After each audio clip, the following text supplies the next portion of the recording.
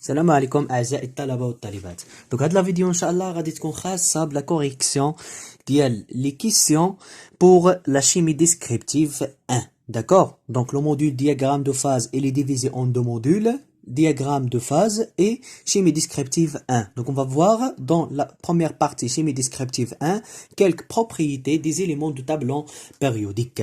Donc on va corriger 30 questions qui concernent, c'est-à-dire les colonnes de tableau périodique, les éléments, on va voir les alcalins, les alcalinotoraux, les halogènes, c'est-à-dire le bloc S et le bloc P. D'accord? Dans la chimie descriptive 1, on va voir le bloc S et le bloc P.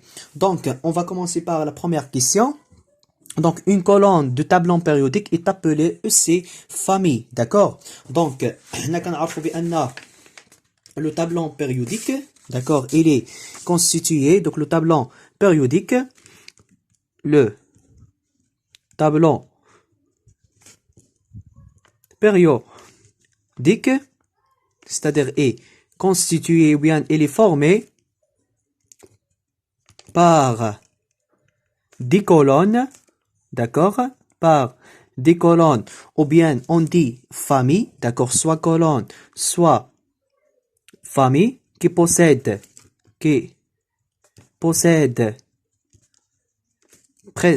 c'est-à-dire même propriétés physiques et chimiques, propriétés physiques,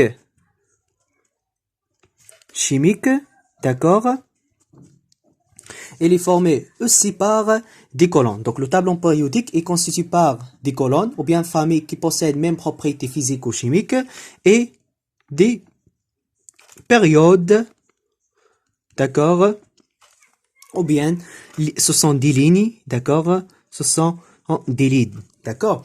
Donc en général, un tableau périodique, il est formé par des colonnes et des lignes qui caractérisées par le nombre quantique principal n. Et pour la famille, c'est-à-dire sont représentés d'une façon verticalement, donc il est caractérisé par exemple, quelle propriété, même configuration électronique externe, d'accord, appartient à le même groupe, etc. Donc le tableau périodique, مقسم les familles ou les périodes. مزيان. Donc la question ديالنا une colonne de tableau périodique, c'est appelé famille. Donc la réponse, dans ce cas pour la première question, la réponse, elle est vraie. D'accord? Donc la question 1, la réponse vraie.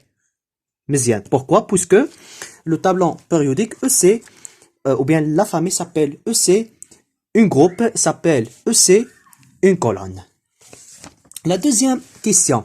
Donc, les éléments d'une même famille ont des propriétés chimiques voisines. Donc, on a les familles, les colonnes. Par exemple, il y a un groupe. Ou sinon, on a pour les groupes, même propriétés physiques et chimiques. D'accord? Propriétés chimiques voisines. Et dans la plupart des cas, c'est les propriétés chimiques, n'est pas physiques. D'accord?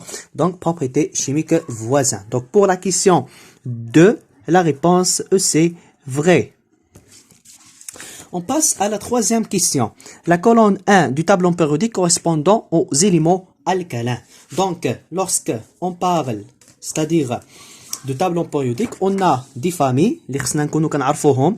Donc, par exemple, غنحاول schématiser un mini tableau périodique. مزيان. À partir, donc, dans ce cas, n égale à 1, n est égal à 2, n égale à 3, n égale à 4, d'accord, n est égal à 5, voilà, n est égal à 6 et n est égal à 7. Donc, en général, le tableau périodique, il est représenté par, ou bien il est constitué, ou bien formé par 18 colonnes, d'accord, 18 colonnes. Donc, c'est 3, 4, 5, 6, 7, 8, 9, 10, 11 et 12. D'accord? Il reste le bloc P. Donc, pour le bloc P, on a 6. Donc, c'est l'oulier, c'est 1. D'accord? 2, 3, 4, 5 et 6. Voilà. Et 6. مزيان. Donc, نهضروا شوية على quelques groupes et quelques familles. Donc, la première colonne, donc en total, on a 18, c'est 1, 2, 3, 4, 5, 6, 7, 8, 9, 10, 11, 12, 13, 14, 15, 16, 17, 18 colonnes. D'accord? 18 colonnes de tableau périodique. Bien. Donc, pour la première colonne, donc la première colonne de tableau périodique s'appelle la famille des alcalins. D'accord? Leur configuration électronique est de type NS1. Donc, ce sont des alcalins et leur configuration électronique externe, c'est NS1. Donc, la question d'Yanna, je نطلب مني أنا قال لي la première colonne de tableau périodique correspondant aux éléments alcalins. Donc, la réponse pour la question 3, dans ce cas, c'est vrai. D'accord? On passe à la quatrième question. La colonne 2 du tableau périodique correspondant aux éléments alcalino-taureaux. Donc, la deuxième colonne du tableau périodique s'appelle les alcalino-taureaux. D'accord? Donc, c'est alcalino-taureaux. Leur configuration électronique est de type NS2. Donc, la réponse pour la question 4, c'est vrai. Pourquoi? Puisque la deuxième colonne du tableau périodique correspondant à les alcalino-taureaux. La colonne 16 du tableau périodique correspondant aux éléments chalcogènes. D'accord? Donc, Randozo, c'est-à-dire les dernières colonnes du tableau périodique.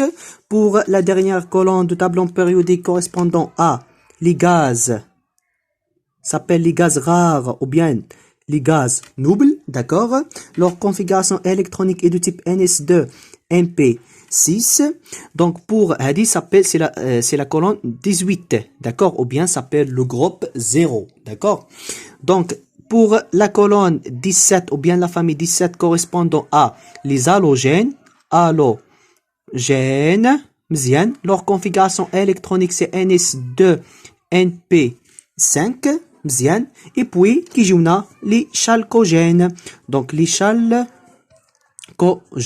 Donc pour les chalcogènes, leur configuration électronique c'est NS2 NP4, d'accord? Et donc c'est NS2 NP4 مزيان. Donc correspondant à le groupe 16. Pour le groupe 15 s'appelle la famille des pnectogènes. Pnectogènes qui contient l'azote, le phosphore, etc. Donc, les pnectogènes, leur configuration électronique NS2 NP3. D'accord? Donc, la colonne 16 du tableau périodique correspondant aux éléments chalcogènes. Oui, donc la colonne 16 correspondant à les chalcogènes et la colonne 15 correspondant à les pnectogènes et la colonne 17 correspondant à les halogènes et 18 à les gaz rares. Donc pour la question 5, EC, la réponse est vraie. Bien. Deuxièmement, la question 17 ou bien la question 6. La colonne 17, donc la colonne 17 du tableau périodique correspondant aux éléments halogènes. Donc pour la colonne 17, on a correspondant à les halogènes, d'accord, et leur configuration électronique c'est NS2 MP5. Donc la question 6, la colonne 17 du tableau périodique correspondant aux éléments halogènes. La réponse EC, c'est vrai. La dernière question, la colonne 18 du tableau périodique correspondant aux gaz rares. Donc, la dernière colonne du tableau périodique, d'accord, correspondant à les gaz rares ou bien les gaz nobles, leur configuration électronique c'est NS2 MP6. Donc, la réponse EC est vraie. Donc, pour la question 7, la réponse dans ce cas, elle est vraie. Donc, on passe à la deuxième partie de ces questions. Donc, les alcalins ont pour configuration électronique externe NS2. La vraie réponse, شنو هي؟ بأن les alcalins, leur configuration électronique, c'est NS1. D'accord? Donc, pour la réponse de la question 8, dans ce cas, les alcalins ont pour configuration électronique externe NS2. Faux. Pourquoi? Puisque la configuration électronique des alcalins, c'est NS1. D'accord? Donc, pour la réponse de la question 8, dans ce cas, c'est faux. مزيان. Les alcalinotoraux ont pour configuration électronique externe, c'est NS1. Pour les alcalinotoraux, c'est NS1. Non, pourquoi? Parce que leur configuration électronique, c'est NS2. Donc, la réponse pour la question 9, c'est faux. Pour les chalcogènes, donc les chalcogènes ont pour configuration électronique externe, c'est NS2MP4. Donc pour les chalcogènes, donc huma kanin la colonne 16, leur configuration électronique c'est NS2MP4. Donc la réponse à cette question, les chalcogènes ont pour configuration électronique NS2MP4. La réponse elle est vraie dans ce cas. Donc la question 10, d'accord, est vraie. Donc elle reste 20 questions.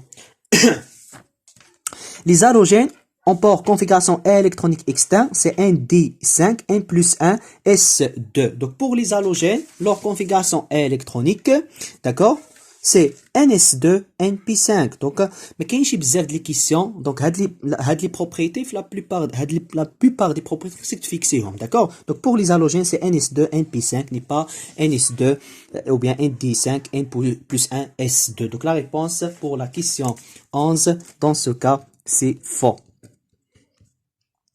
Donc ce sont des questions simples. Les halogènes sont des métaux. Donc on a la partie des métaux et non métaux. Donc le tableau périodique, on va diviser les deux parties, d'accord? Donc on va diviser les deux parties. Donc la partie gauche correspondant à les métaux, d'accord? Et la partie droite correspondant à les non-métaux. Voilà. Donc, غنشوف ان ديك لي مو اللي قال لي واش كاين في la partie droite ou bien la partie gauche. Si par exemple quand la partie gauche c'est un métal, si par exemple appartient à la partie non métaux, c'est-à-dire à droite, dans ce cas appartient à les métaux.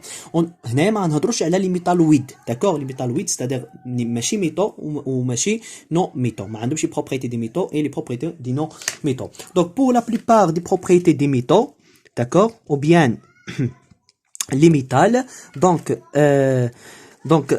permet donc permet de conduction, c'est-à-dire la conductivité de l'électricité, et de la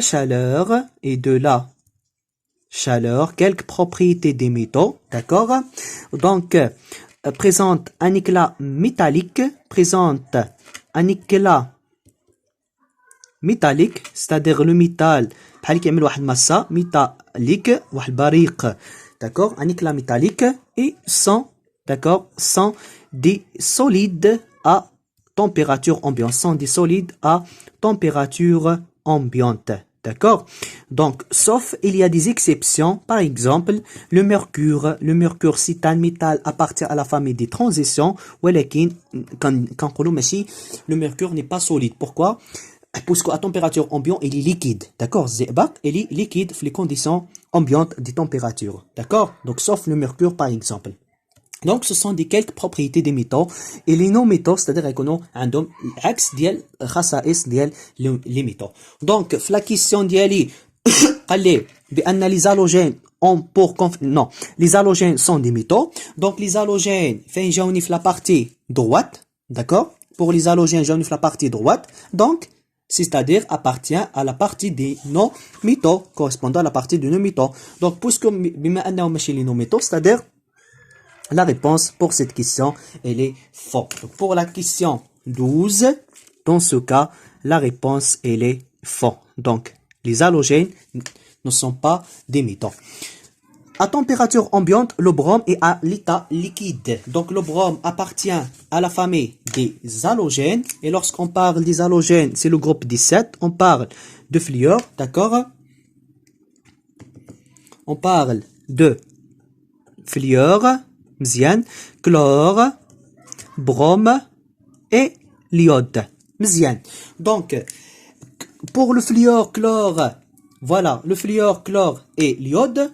Donc le fluor c'est un gaz à température ambiante, le chlore نفس الشيء, ولكن pour le brome c'est un liquide à température ambiante, d'accord?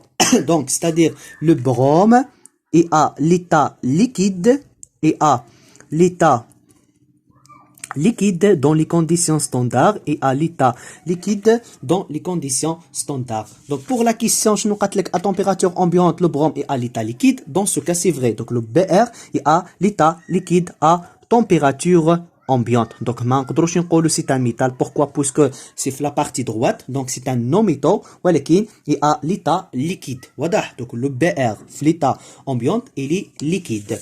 Donc pour la réponse de cette question, à température ambiante, le brome est à l'état liquide. Dans ce cas, c'est la question 13. C'est vrai. D'accord? Vrai.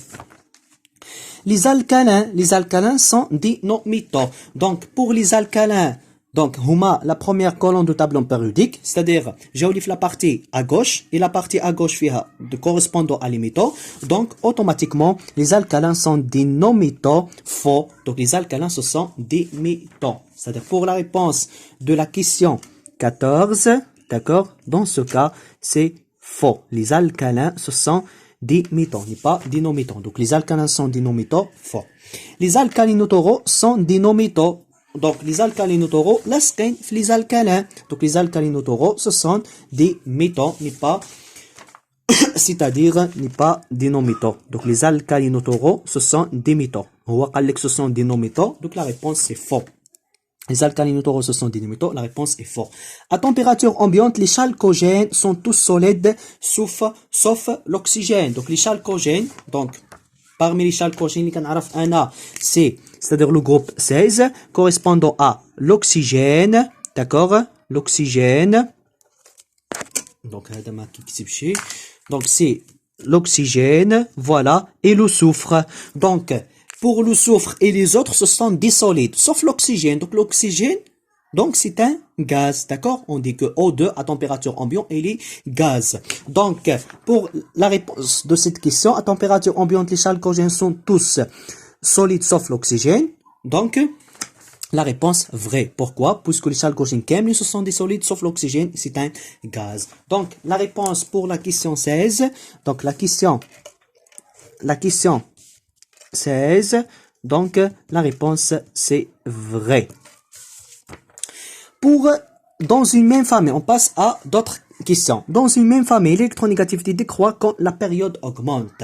Donc, comme résumé, c'est-à-dire des propriétés des tableaux périodiques, on va considérer, c'est-à-dire un tableau périodique, d'accord? Lorsqu'on déplace de bas, voilà, de gauche vers la droite et de bas vers le haut, donc l'électronégativité augmente, d'accord? L'énergie de liaison ou bien, voilà, l'énergie d'ionisation augmente, le rayon atomique diminue. D'accord? Lorsqu'on déplace de gauche vers la droite, on a des propriétés, c'est-à-dire l'électronégativité كتكبر من الشمال على اليمين, voilà, l'énergie d'ionisation et le rayon atomique. Lorsqu'on déplace de bas vers le haut, de la même façon, l'électronégativité augmente, l'énergie d'ionisation augmente, le rayon atomique diminue. De la même façon, c'est-à-dire pour la partie concernant les métaux, la partie concernant les non-métaux. De la même façon, l'électronégativité augmente, l'énergie d'ionisation augmente et le rayon atomique qui sera. Donc, on va ajouter quelques propriétés comme la température d'ébullition et la réactivité. Donc, pour la température d'ébullition, lorsqu'on parle des métaux, la température d'ébullition augmente. D'accord? Et la réactivité, c'est-à-dire la stabilité, la réactivité décroît pour la partie des métaux. Pour la partie des non-métaux, donc la température d'ébullition diminue et la réactivité augmente de bas vers le haut. Donc, هذه propriétés تكون كتعرفهم تعقل عليهم. دابا غنجاوبوا على la question ديالنا. Donc, pour la question, قال لك dans une même famille, l'électronégativité décroît quand la période augmente. C'est-à-dire, غنشبر أنا une colonne. قال لك l'électronégativité كتصغر décroît lorsque la période augmente. فين من جهه كتكبر فيها la période. Donc من الفوقي لتحت de haut vers le bas. D'accord? Donc هنايا la période n كتكبر. واضح؟ Donc n c'est-à-dire le nombre quantique principal كيكبر. مزيان. واش l'électronégativité كتصغر؟ غنجي غنقارن. شنو انا عندي؟ عندي الالكترونيكاتيفيتي كتكبر ملي كندوز من التحت لفوقي دابا من الفوقي لتحت من الفوقي لتحت غتكون كتصغر دونك سي l'inverse donc l'électronégativité décroît lorsqu'on déplace de haut vers le bas donc automatiquement dans une même famille l'électronégativité décroît quand la période augmente la réponse c'est vrai donc pour la réponse de la question 17 d'accord la question 17 elle est vraie مزيان دوزو la question يخرى les éléments de la colonne 17 sont plus électronégatifs que ceux de la colonne 2 donc dans ce cas on compare on met la comparaison يعني ديال le groupe 17 les correspondant à les halogènes par exemple هذا هو 17 avec les éléments de la période de la colonne 2 d'accord donc حنا شنو قلنا pour l'électronégativité شنو كتعمل كتكبر ملي كندوز من الشمال لليمين donc من الشمال لليمين c'est-à-dire on passe de 2 vers 17 c'est-à-dire هاد les éléments voilà les huma les halogènes ce sont des éléments les plus électronégatifs le fluor c'est l'élément le plus électronégatif du tableau périodique sont plus électronégatifs que les alcalinotoraux pour les alcalinotoraux et les alcalins on dit ce sont des éléments électropositifs donc la question les éléments de la colonne 17 sont plus électronégatifs que ceux de la colonne 2 la réponse c'est vrai donc pour la question 18 donc la réponse c'est vrai donc le brome et l'oxygène sont plus électronégatifs que le fluor. Donc, là, le fluor, c'est l'élément le plus électronégatif du tableau périodique. Donc, d'après l'échelle de Pauling, l'électronégativité du fluor, تقريبا 4 سي 3 فاصلة 9 شي حاجة donc تقريبا 4 donc l'élément اللي كيجي الثاني c'est l'oxygène donc c'est 3,5 puis on a le chlore l'azote d'accord le chlore supérieur que l'électronégativité de Cl, supérieur que l'électronégativité de l'azote, puis qui j'ai le brome, voilà, l'iode, etc. Donc, les éléments les plus électronégatifs, ou bien le plus électronégatif du tableau périodique, c'est le fluor. هو قال لك بأن le fluor est l'élément le plus électronégatif du bloc P. Oui, donc le fluor, c'est le plus électronégatif du bloc P et le tableau périodique.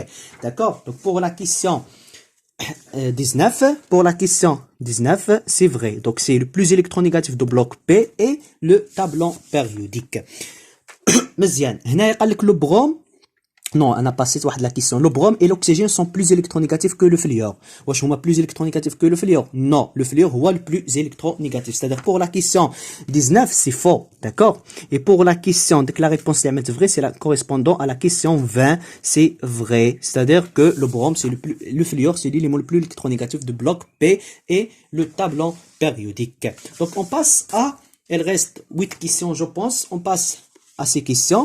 Donc, le lithium est le plus électronégatif que le rubidium. Donc, on a une comparaison entre les alcalins, le lithium et le rubidium. Donc, on va tracer la colonne des alcalins. Donc, pour les alcalins, on va l'hydrogène. Pourquoi? Parce que l'hydrogène, on a tous les propriétés des alcalins. Donc, lithium, le sodium, d'accord, le potassium, on parle donc lithium, sodium, potassium, le rubidium, le césium et le francium, d'accord? Et le francium. Donc, lorsqu'on déplace d'au bas vers le haut, l'électronégativité augmente, c'est-à-dire que l'électronégativité de lithium est supérieure que l'électronégativité de sodium, elle est supérieure que l'électronégativité de potassium, etc. supérieure que le rubidium. Donc, on va parler le rubidium. Donc, je nous parle بأن le lithium, voilà, lithium est plus électronégatif que le rubidium. Donc, la réponse pour cette question 21 dans ce cas, elle est vraie. D'accord? Donc, pour la question 21, la réponse est vraie. C'est-à-dire l'électronégativité de lithium كبيرة على de rubidium. Donc, tous les halogènes sont conducteurs électriques. Les halogènes jaunes, la partie droite, correspondant à les non-métaux, dans ce cas, n'est pas conducteur. Donc, tous les halogènes sont conducteurs électriques. La réponse, c'est faux. ماشي كاملين. Donc, la question 22, c'est faux. Donc, l'iode présente une conductivité électrique. La réponse c'est faux. Donc, l'iode appartient à les halogènes. Et les halogènes, ce sont, d'accord, ce sont des non-métaux. Donc, ne présentent pas une conductivité électrique. Donc, c'est faux. Bien. Donc, la conductivité électrique de l'oxygène est supérieure à celle de lithium. Donc, le lithium appartient à quoi? Appartient à la famille des alcalins. correspondant à les éléments électropositifs se trouve à droite ou bien se trouve à gauche, donc c'est un métal. C'est-à-dire c'est un métal, c'est-à-dire correspondant à une conductivité غتكون كبيرة par rapport à l'oxygène. L'oxygène qui est dans la partie droite. La conductivité électrique de l'oxygène كبيرة على lithium, faux. D'accord? Pourquoi? Puisque l'oxygène, j'en ai la partie droite, donc c'est faux. Donc, tous les alcalins réagissent vigoureusement avec tous les halogènes. Oui, donc les alcalins qui réagissent avec les halogènes pour donner, voilà, pour donner les Cl, Na++ Cl- va donner NaCl. Donc, tous les alcalins, oui. La réponse à la question 25, c'est vrai. Deuxième. Donc, tous les alcalins réagissent avec l'eau pour donner des bases XOH et H2 gazeux. Oui, donc les alcalins, selon cette réaction, donc Na plus H2O, par exemple, va donner NaOH plus dégagement de H2. Donc, il faut multiplier par, voilà, il faut multiplier par 2 dans ce cas. Il faut ajouter combien de Na et 2 H2O. Donc 2Na, combien d'hydrogène? C'est 2 plus H2, c'est 4. C'est 4. Pour l'oxygène, on a 2 oxygènes. Donc 2Na plus 2 H2O va donner 2 NaOH sur une base forte. D'accord? Tous les alcalins avec l'eau va donner, et voilà, une base plus H2.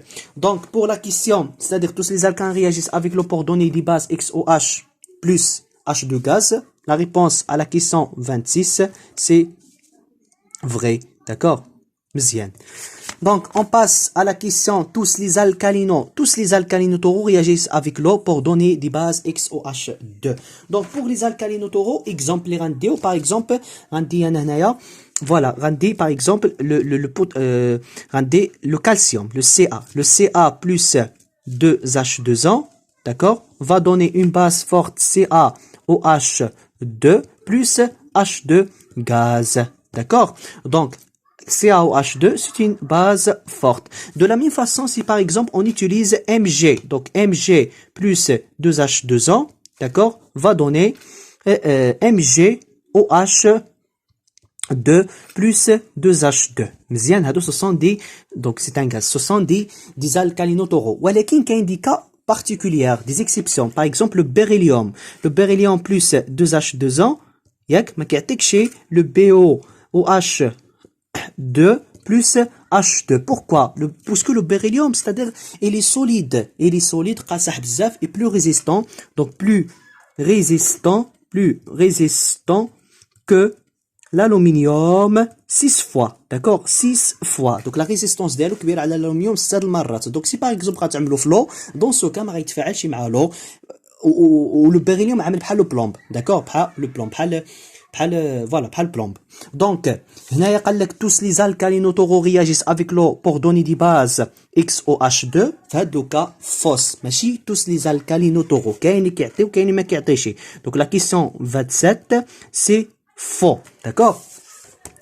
Donc, من بعد قال لك le beryllium réagit avec l'eau selon la réaction BO plus 2H2O pour donner BOH2 plus H2. Donc, le cas de beryllium, هي اللي عطاتنا le cas d'exception. Donc, pour la question 29, c'est-à-dire la réponse, c'est faux. Pourquoi? Parce que le beryllium, هو اللي يديك le cas exception في le cas des alcalinotoraux. Donc, dans la colonne 1, la température d'ébullition diminue quand la période augmente. Donc, غنجيو لهنايا قال لك dans la colonne A, 1. Dans la colonne 1, c'est-à-dire la partie démitant. مزيان. شنو قال لك la température d'ébullition كتصغر quand la période augmente. Quand la période augmente من الفوق لتحت, d'accord, N كتكبر, قال لك la température d'ébullition شنو كتعمل كتصغر. مزيان. Donc diminuer. Donc حنا شنو عملنا قبيلاتي؟ عملنا بان la température d'ébullition كتكبر من التحت للفوقي, ومن الفوق لتحت شنو خصها تعمل؟ خصها تصغر. Donc هاد la réponse à cette question vraie. D'accord? Donc la réponse à la question 29, c'est vrai. مزيان. Donc, il reste une seule question. Dans la colonne 17, la température d'ébullition augmente quand la période augmente. Donc, quand la période augmente, de la même façon, quand la période augmente, c'est-à-dire من الفوق لتحت, شنو قال لي؟ بأن la température d'ébullition عندها كتكبر. Donc, la température d'ébullition كتكبر. حنا من التحت لفوقي, la température d'ébullition كتصغر. et من الفوقي لتحت شنو خصها تعمل كتكبر. Donc la réponse elle est vraie à la question, à la dernière question pour la question 30. La réponse elle est vraie. Voilà. Donc parmi c'est-à-dire شحال ديال اللي فوق جبرنا c'est 1 2 3 4 5 et 6, je pense 12, 6, 7, voilà 8, 9, 10, 11 et 12. Donc 12 faux, voilà. Et il reste, c'est-à-dire قلنا ياخرين اللي هما donc 18 صحاحين. D'accord, 18 vrais et 12 sont faux. Et bon courage.